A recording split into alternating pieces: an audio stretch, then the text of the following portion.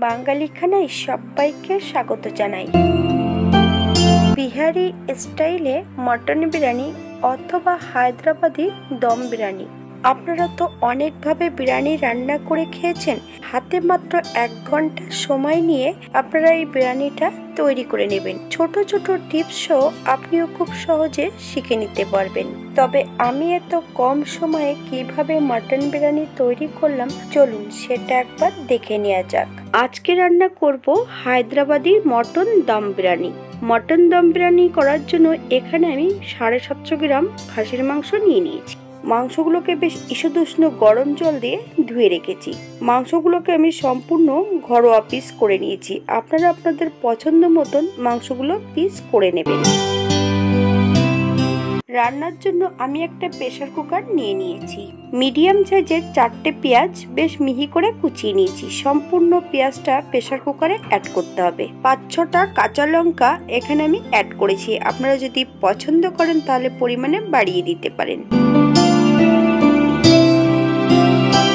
Medium সাইজের 2টো রসুন 80% মতন বেটে নিয়েছি। সম্পূর্ণ রসুনটা অ্যাড করব। আদা, জিরে, ধনে, শুকনো লঙ্কা একসঙ্গে বেটে নিয়েছি। এই পর্যায়ে আমি 2 চামচ আদা, জিরে, ধনে, শুকনো লঙ্কা বাটা অ্যাড করেছি। 2 চামচ টক দই, আগের থেকে টক দইয়ের জলটা ঝরিয়ে রেখেছি। 1 চামচ হলুদ গুঁড়ো, 2 চামচ নুন। আপনারা স্বাদ অনুসারে নুনটা অ্যাড করবেন। আপনারা যদি পছন্দ করেন তাহলে 1 চামচ কাশ্মীরি লঙ্কার গুঁড়ো অ্যাড করতে পারেন।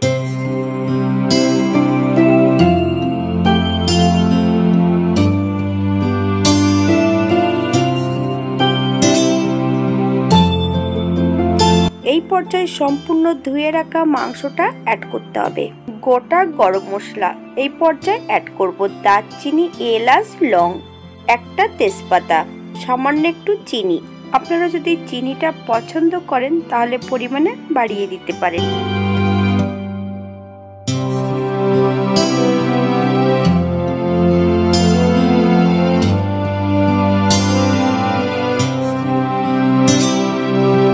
হাফ কাপ সর্ষের তেল, একটা কড়াইতে সর্ষের তেলটা বেশ ভালো করে গরম করে নিতে হবে।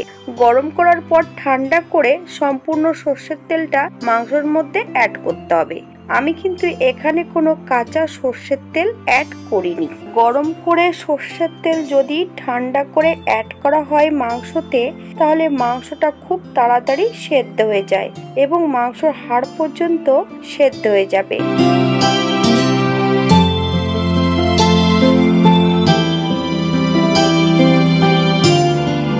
এই পর্যায়ে অ্যাড করব 2 চামচ বিরিয়ানি মশলা। বিরিয়ানি মশলাটা কিন্তু ঘরে তৈরি করা। ভিডিওর শেষে বিরিয়ানি মশলার লিংক দিয়ে দেব, আপনারা দেখে নেবেন। আপনারা কেনা মশলাটা দিয়েও রান্নাটা করতে পারেন। আমি কিন্তু এই পর্যায়ে সম্পূর্ণ বাটা মশলা দিয়েই রান্নাটা করব। আপনারা গুঁড়ো মশলা দিয়েও রান্নাটা করে নিতে পারবেন। এইবার আমি সম্পূর্ণ মশলা এবং মাংসের সঙ্গে বেশ ভালো করে মাখিয়ে নেব। এই পর্যায়ে কোনো জল অ্যাড করার কোনো প্রয়োজন নেই। প্রেসার কুকারের ঢাকাটা আটকে দিতে হবে। এই পর্যায়ে আমি প্রেসার কুকারের সিটিটা খুলে নেব। 5 মিনিট হাই ফ্লেমে আমি প্রথমে রান্না করব। একদম লো ফ্লেমে 20 থেকে 25 মিনিটের জন্য প্রেসার কুকারটাকে রেখে দিতে হবে। 20 মিনিট পর প্রেসার কুকারের উপরে সিটিটা লাগিয়ে দিতে হবে। গ্যাসের ফ্লেমটা অফ করে দিয়ে 10 মিনিট প্রেসার কুকারটাকে স্ট্যান্ডিং টাইম দিতে হবে। একটা কড়াইতে বেশ কিছুটা সর্ষের তেল অ্যাড করেছি। মিডিয়াম সাইজের 3টে পেঁয়াজ আমি এই পর্যায়ে ভেজে নেব। 2 থেকে 3 পিস চর্বি আমি অ্যাড করেছি। আপনারা যদি পছন্দ করেন তাহলে পরিমাণে বাড়িয়ে দিতে পারেন। পেঁয়াজগুলো কিন্তু ব্রেস্তার মতন ভেজে নিতে হবে, তবে ওর থেকে কম বেশি ভেজে নিলেও হবে।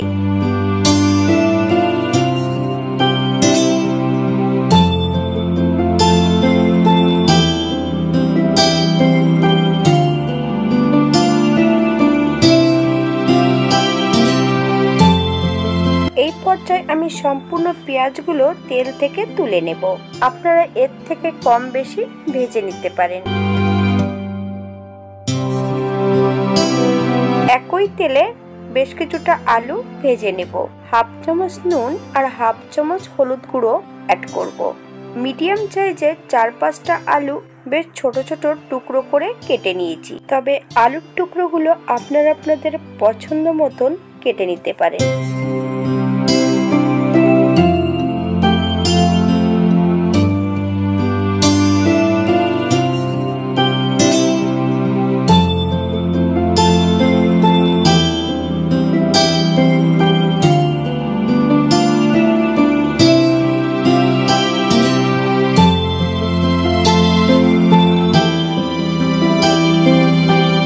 পর্যায়ে আমি সম্পূর্ণ আলুগুলো তেল থেকে তুলে নেব। তবে আলুগুলো কিন্তু 50% মতন ভেজে নিতে হবে।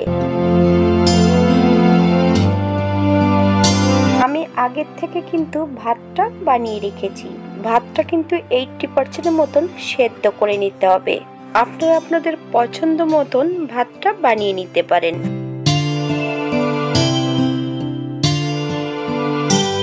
আমি এখানে 1 বাটি দুধ নিয়ে নিয়েছি। আমি এই রান্নাটি করব লিকুইড দুধ দিয়ে। লিকুইড দুধ যদি না থাকে আপনারা গুঁড়ো দুধ দিয়েও এই রান্নাটি করতে পারেন। 3 চামচ কেওড়া জল, 2 চামচ গোলাপ জল। গোলাপ জল ও কেওড়া জল যদি আপনারা পছন্দ করেন তাহলে পরিমাণে বাড়িয়ে দিতে পারেন।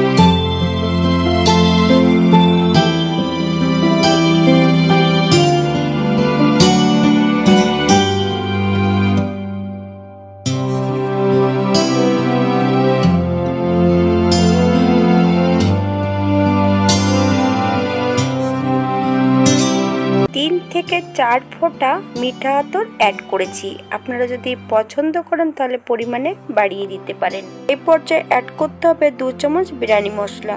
আপনারা যদি পছন্দ করেন তাহলে পরিমাণে বাড়িয়ে দিতে পারেন। 750 গ্রাম মাংস এবং 750 গ্রাম চালের জন্য 2 চামচ বিরিয়ানি মশলাই যথেষ্ট। 2 চামচ চিনি বেশ ভালো করে মিশিয়ে নিতে হবে।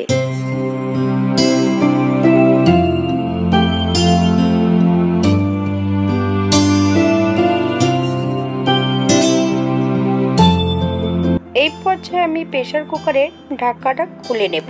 তবে মাংসগুলো কতটা সেদ্ধ হয়েছে একবার চেক করে নিতে হবে।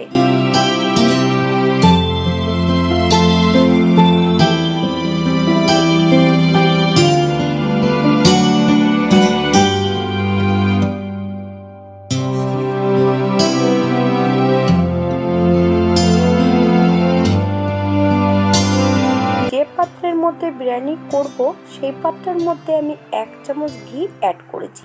পাত্রটা কিন্তু প্রথমে গরম করে ঘিটা অ্যাড করতে হবে। বেশ ভালো করে পাত্রের গায়ে ঘিটা লাগিয়ে নিতে হবে। পাত্রের একদম নিচের পোর্শনে 4-5টা বড় তেজপাতা অ্যাড করলেই হবে, তাহলে নিচটাতে পুড়ে যাওয়ার ভয় কম থাকে। প্রথম লেয়ারে সম্পূর্ণ আলুটা অ্যাড করব।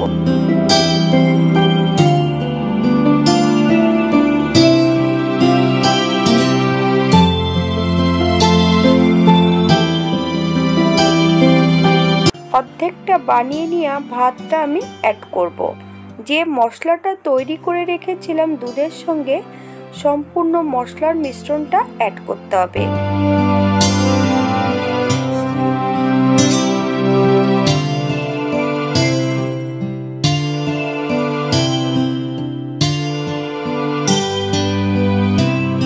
বেশ কিছুটা পেঁয়াজ ভাজা অ্যাড করব। এই পর্যায়ে সম্পূর্ণ রান্না করা মাংসগুলো ভাতের উপরে অ্যাড করব। মাংসগুলো সম্পূর্ণ অ্যাড করার পর তারপর অল্প অল্প করে গ্রেভি অ্যাড করতে হবে।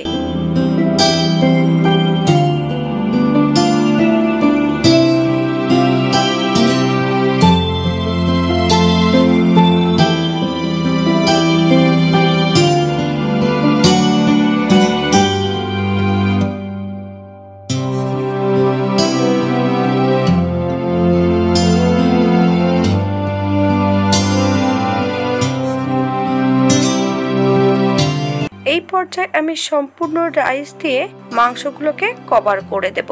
উপর থেকে বেশ কিছুটা ধনেপাতা কুচি, কয়েকটা কাঁচা লঙ্কা, বেশ কিছুটা পেঁয়াজ ভাজা দিয়ে আবারও আমি গার্নিশ করে দেব।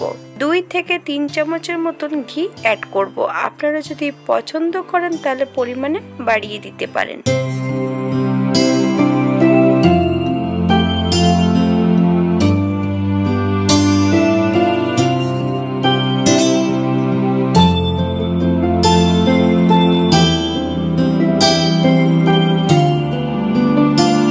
পর্যায়ে আমি দমে দিয়ে দেব। 5 মিনিট দেব হাই ফ্লেমে আর 20 মিনিট দেব একদম লো ফ্লেমে। আটা দিয়ে বা ময়দা দিয়ে সিল করার কোনো প্রয়োজন নেই। 20 থেকে 25 মিনিট পর স্ট্যান্ডিং টাইম দিতে হবে 10 মিনিটের জন্য।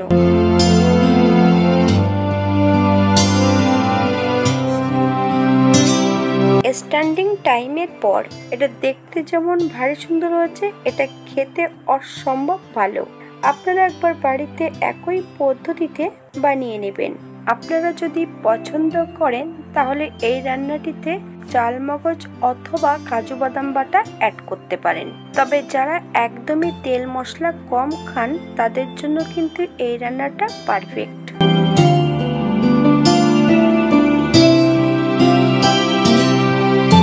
যে পাত্রে আমি বিরিয়ানিটা বানিয়েছি সেই পাত্রের নিচেই কিন্তু ডিপ করে পুড়ে যায়নি, হালকা হালকা করে একটু লেগে গেছে। আজকের ভিডিওটি এই পর্যন্তই থাক। যারা হাতে খড়ি দিচ্ছেন বিরিয়ানি তৈরি করার জন্য তাদের জন্য কিন্তু একদম সহজ। সবাই সুস্থ থাকবেন, ভালো থাকবেন।